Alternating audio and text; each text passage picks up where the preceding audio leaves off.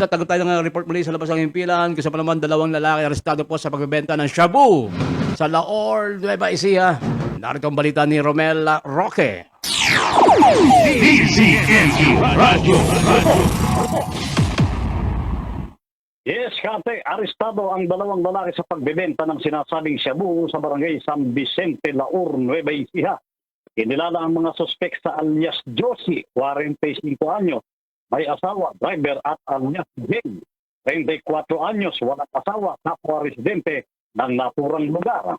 Ayon kay Police Major Baltasar P. Corpus, Chief of Police ng Laur Municipal Police Station, huli sa akto ang mga suspek ng police buyer.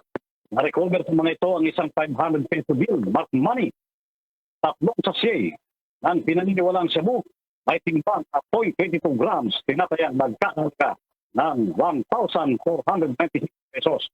Nasa kustodiyan ngayon ng Laur Police Station ng mga suspek na sinampahan ng kasong paglabag sa Republic Act 9165 sa Office of the Provincial Prosecutor. Mula sa Nueva Ecija, ako si Romel Roque, nag-uuna sa Target on Air ng DCME 1530, ang Radyo TV. DZNE Radio. Maraming salamat kay Romel Roque.